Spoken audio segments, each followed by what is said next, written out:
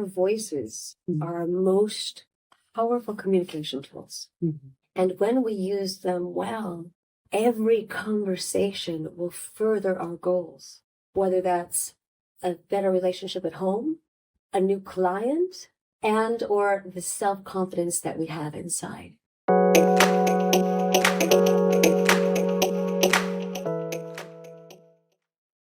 First off, such a pleasure to finally meet you in person. I'm thrilled. You know how much you have affected me and Randy.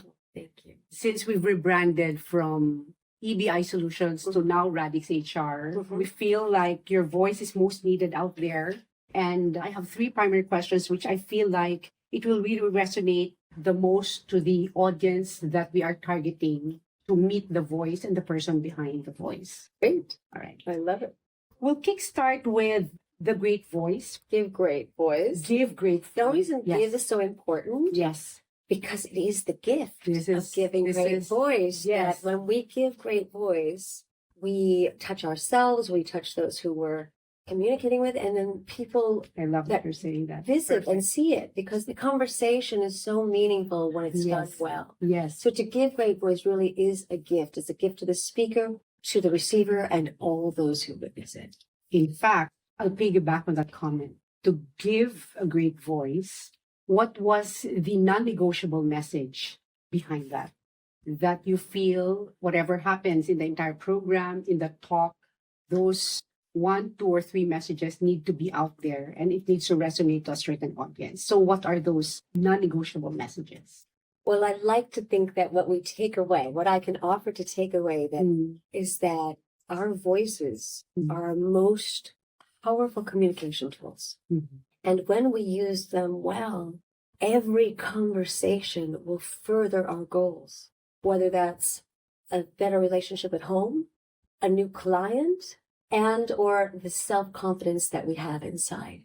Because when we give great voice, first we must give it to ourselves so that it really comes from the inside out and not the outside in. And then we need to give it for our professional goals to succeed.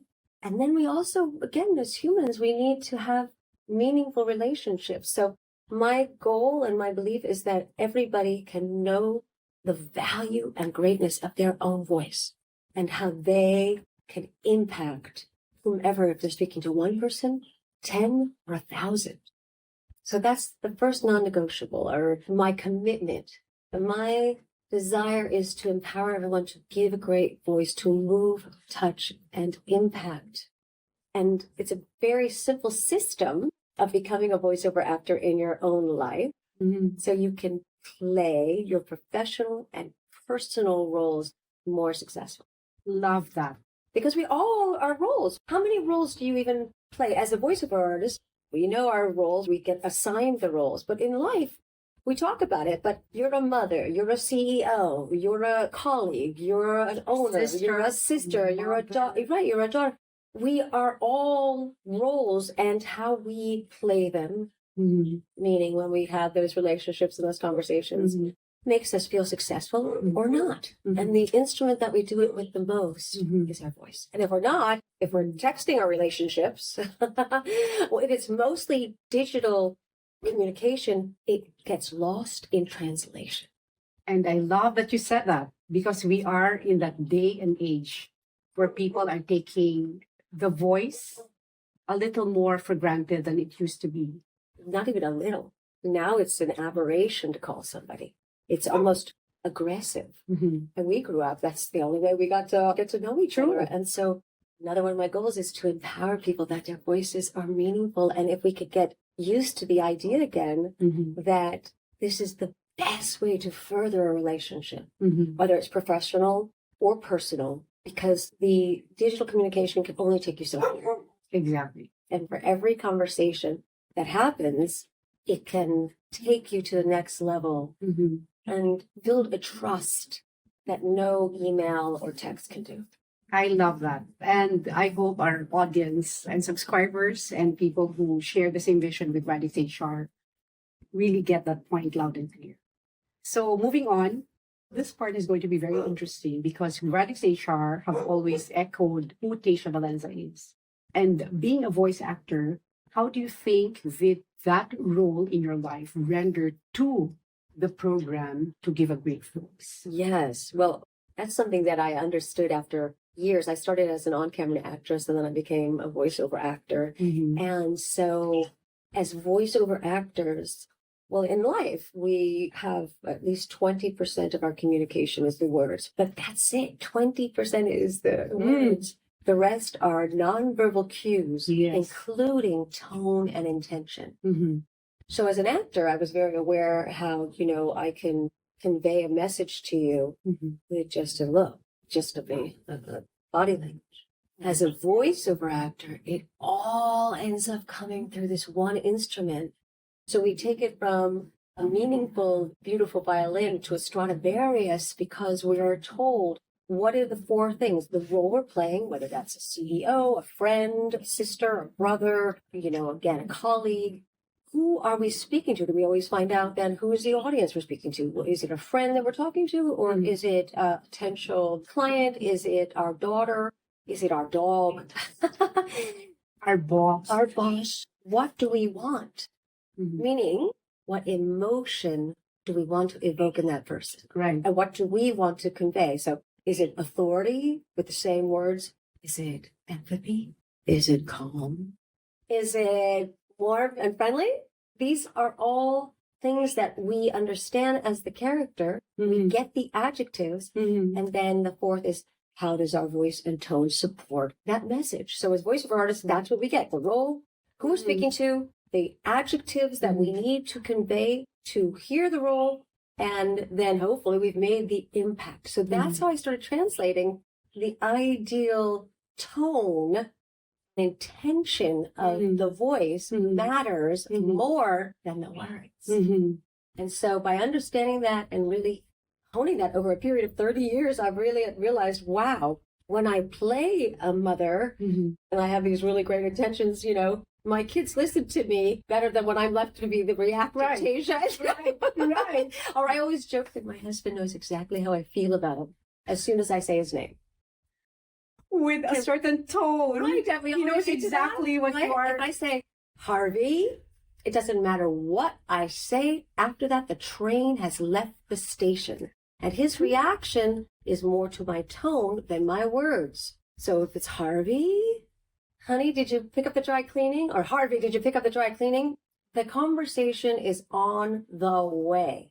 And in sales, we know this. In customer service, we understand this. But if we can really get some extra tools in the toolbox, it makes those conversations much easier to have and more successful. Love that. Which gives me the great segue to this next question, which is, in your observation, having used to give a great voice program as a module or as a training program to the audience, which particular audience do you think this particular talk resonated the most? Is it a group of people, a demographics? What are your observations on this part?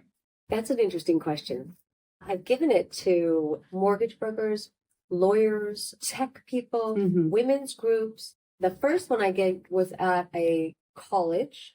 So it was primarily young adults. And I know, we're supposed to niche down, but who doesn't need to feel confident when they speak, ultimately? But it's really everybody. I love empowering women because a lot of times, again, they don't feel that their voices matter, or they don't feel that in business they're able to convey the authority that they might need. So I love helping, but I've noticed that service providers feel much more empowered to have the inner empathy and not take things so personally, which is, again, if you can, as a customer service rep, deal with all of the negative emotions you get, but let's face it, most people, in customer service, and have more of an empowerment of how to give a great voice to further those conversations and make them successful. That is something that, comes out as dollars and cents, but also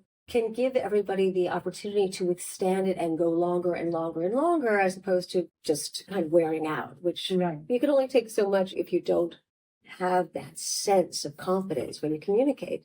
So I'd like to say that there's one group, but, everybody needs to be able to I speak love that. well and have the confidence to do so and the compassion. And I just find that every group has gotten something valuable out of it. So, Tasia, this program has been out there for a couple of years. You even had a TED Talk, that's how I launched Give Great Voice. Correct. And I'm just wondering, and I'm sure anybody who reads your bio would be interested to find out, is there a particular set of audience that this program resonates more to than other demographics? Yes. Well, I launched Give Great Voice at a college, La Sierra University, and it was young college kids that I felt, again, I could connect with because I have this voiceover animation background. And I thought, okay, young people really need to be empowered because a lot of them now are growing up with only digital communication as their primary way. And so I thought, well, let me empower them to give great voice, to channel their inner voiceover actor. But then I've given the Give Great Voice workshop to women's groups for business and C-level because they need to be able to communicate and have that confidence and authority in many times where they're primarily the minority, where it's mostly a male-dominated industry. And so I've been able to help empower them to still keep their feminine energy, but feel more confident and have the tools to create a tone of authority as well as warmth. So that's been great. And then again, ultimately, everybody needs to be able to have the confidence when they speak. Because at the end of the day, there is no relationship that gets further, whether it's customer service, where they have to not only have the ability to give great voice, but listen. Yes. With an intention and tone. And so that group has been empowered greatly because to have the tools to withstand the negative energy and tone and to be able to have more compassion and empathy and convey it, you can de-escalate a negative experience so quickly. And that actually has been very successful for the corporations because it ends up as dollars and cents. Because when you can make a phone call successful and keep a customer happy, that is good for the bottom line, but it's also great for the company's morale. And I think, again, that if I could offer that to lift them up and empower them, it just is a ripple effect. So I'd like to say there's one group, but I haven't met one that seems to be more important than another. Everybody needs to give great voice. Perfect. So, Tasia, I've been thinking about one set of demographics that I feel like is untapped in terms of this better way of communication through the giving a great voice, the youth. Oh, yeah. Yeah, I started a TED Talk at a university, and it was so gratifying because I met some young people afterwards who came up and said, I feel much more confident to do an interview now. Thank you so much. Because you and I, we're of a certain age, and I don't want to say what, but we learned to communicate verbally from the get-go. That was the primary way. Long conversations, phone calls, interviews. And that muscle is very comfortable. And I have teenagers. And the primary form of communication is digital and social media, but one-sided. And many of them feel nervous about an open-ended conversation because they didn't get to practice communicating verbally. And so I love to meet them and help them because giving great voice is also about play. Yeah. It's about channeling our inner superheroes because I've been able to, as a voiceover artist, play Poisonous Poison Ivy from the Arkham games, and I've gotten to be a Jedi. I mean, much cooler than I'll ever be. Chuck T from the Clone Wars. So what I love to do is empower everyone, especially young people who can relate to that, that they can be the voiceover actor in their own lives, channel their inner superheroes, and use that when they have a conversation to understand their role, whether it's an interviewee or an employee or a colleague or asking for that raise, who they're speaking to, what do they want, what outcome do they want, and how does their voice and tone support that? So it's quite fun and playful way to approach communication and a little bit more novel. So I really feel that they are a generation that just is waiting to get that kind of information and empower themselves and then be able to take that confidence with them into their work life, and which ultimately, again, will support their job, their personal life, the corporations that they work with, the communities that they're in. it's a win-win, but I love doing it for young people because I feel like they're at a disadvantage. They haven't been taught from an early age. Everything Yes. we learn is from an early age what's acceptable. Exactly. And we were taught to speak, and now we're taught to tap. Exactly. And it's very disempowering Exactly. because ultimately, to this day, you can't get the job if you don't have an interview. I mean, you can't do it by text. You can't email your interview. Ultimately, at some point, they have colleges that you're paying $70,000 and they're coming out of, and they don't feel confident to go and they interview because they don't have that inner muscle being worked and Exactly. the permission to know that their voice matters. So I feel passionate about, I like to say, I'm bringing voice back. In this digital age, it's so cool to hear someone say that. Yes, and I think, again, that it's just a question of re-engaging and shaping it in a way that makes it fun. And who doesn't want to be a voiceover actor? It's a great job. It's a fun job. And I think that's why there's such an attention to it. But we can all be voiceover actors in our own lives. And whatever role we're playing, we can be more successful. Fantastic. Yeah, one more. The transition of AI and voice. There's a fear of we're going to be replaced by AI. I love that question. Thank you. Like, voice is the core. There's an emotion attached to it. What can you say about you giving a great voice versus when can you use the power of AI? Both powerful. What's your thought on that one? I know. Yeah. I'm excited to hear your answer. And listen, it's scary for voiceover actors. There's some jobs that are being replaced right now, which I think is as voiceover artists, but I feel that they can be quite complementary, and that even more so, our humanity is going to matter.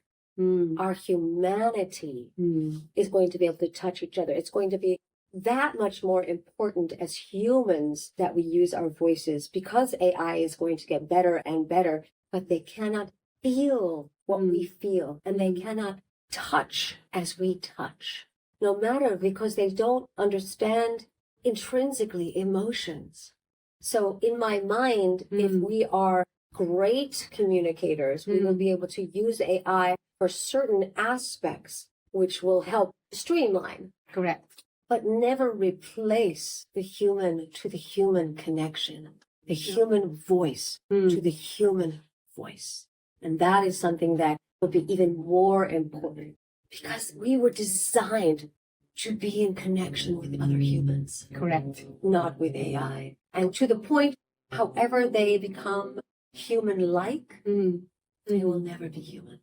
That part, when you said they will never be human, that's the answer, right? I found the answer. Yes. It comes We from... talked about the past. Yes. We talked about the future. Yes. We have the answer. Great. And I might want to empower, educate, and engage. Empower, educate, and engage those to know how valuable they are, and that through their voices, they can communicate that information in a way that is superior to any other form. Empower, educate, engage. Yeah.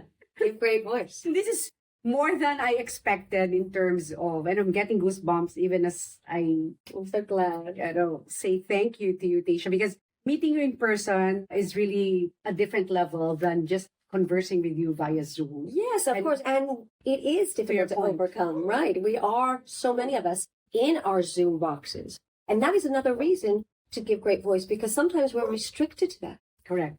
In person, I call it IRL. In real life is my favorite thing. In real life. But IRL. so often, especially now in this global world, we are in our Zoom boxes. So it's even that much more important, because we don't get to see all the body language, to be able to use our voices powerfully to overcome those obstacles. And that's another reason why I think it's so important to teach people to give great voice so that they can overcome those obstacles, to have a connection through Zoom, because that's not going away. It's wonderful that we are returning to it, but it's not going away. And there's a way to overcome it if we understand and have more tools in our toolbox. And therefore, Radix HR is truly, truly delighted, proud to have you in a roster of speakers. And I think we're practically just touching the tip of the iceberg here, Tasia. I think the audience that we have in mind before I came to LA is a little boxed in, but now talking to you in person, I think we have a global playing field to actually open up and give the great voice really a platform and a voice out there. So with that said, Radix HR is happy to meet you in person. I'm bringing this back, all the love that Tasia has for Radix HR back to the Philippines. Yes. When I come back. And I promise you, Tasia will be in Manila, Philippines in 2024. 2024. That's the for great sure. voice together. Yes. It's my delight. Okay, so We're here. We've had a great conversation, I would say. yes. See you all in Manila, right? See you in Manila See you in in Manila. 2024. 2024 it is. I guarantee you, I will- quarter one, you will be in Manila. It has been said, and so it shall be. Okay, Perfect. cool. Thank you. All right.